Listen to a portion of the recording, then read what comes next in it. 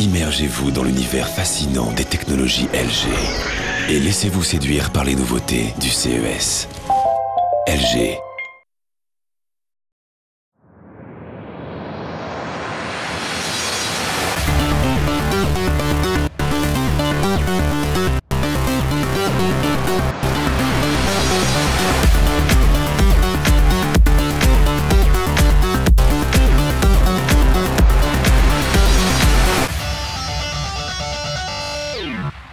Et oui, toujours au CES à Las Vegas. Et derrière moi, derrière nous, Benjamin, tu vois le win parce qu'on est des winners.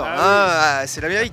Et puis le encore, parce que encore plus de tablettes. Ça a été vraiment le leitmotiv de ce CES, Benjamin. Oui, des dizaines de concurrentes pour l'iPad. Alors, quelles sont celles qui tiennent la route? Quelles sont celles qui peuvent peut-être détrôner la suprématie d'Apple?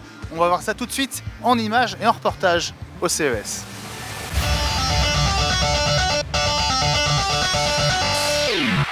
Il leur aura fallu près d'1 an pour réagir à la révolution provoquée par l'arrivée de l'iPad, mais les concurrents d'Apple sautent au rendez-vous en ce début 2011. Oui, et comme prévu, ce CES 2011 a été l'occasion pour les fabricants de dévoiler plusieurs dizaines de tablettes. Des grandes, des petites, en 2D, en 3D, sous Windows Mobile 7 et sous Android, il y en a pour tous les goûts.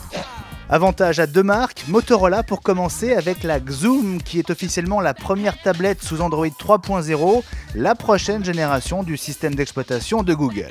La première version d'Android taillée pour les tablettes justement, la Xoom est une véritable bombe de puissance promise à un joli succès. This is the Motorola Xoom. It's a dual-core 1 GHz processor on this device. This display is a 10.1-inch display.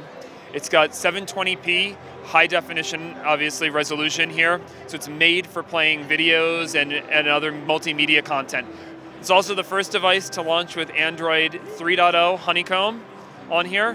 You'll see, take notice of the difference here also is all of the widgets are movable, both vertically and horizontally to drag them around, but the widget content can actually be moved around as well. The browser is a tabular-based browser, so it can support multiple tabs at a single time, and it's true multitasking since it's a dual-core processor on the device.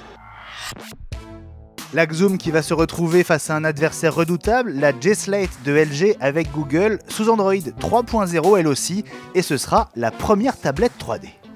Alors dire qu'on lance une tablette au CES 2011, c'est presque une banalité parce qu'il y a, paraît-il, 80 modèles différents. Mais néanmoins, la tablette LG, c'est la seule au monde qui à ce jour sera 4G. Dans sa taille d'écran, c'est un 8.9 pouces, on va dire que c'est une tablette dans la fourchette haute, mais ce n'est pas la plus large qui existe actuellement sur le marché. Elle sera lancée avec un système de souscription. Ça se situera sans doute avec l'abonnement opérateur autour des 290 €.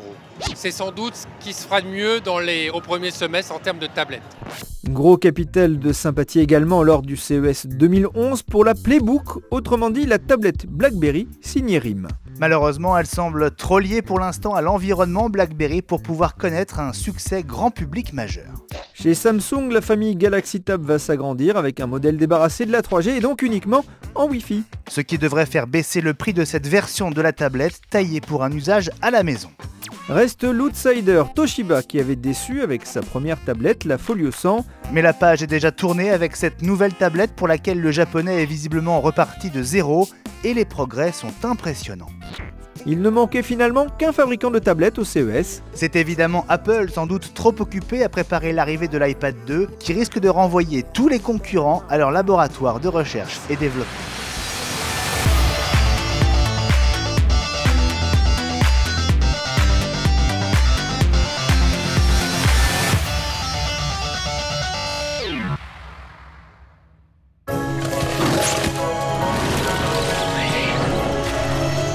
Immergez-vous dans l'univers fascinant des technologies LG et laissez-vous séduire par les nouveautés du CES. LG.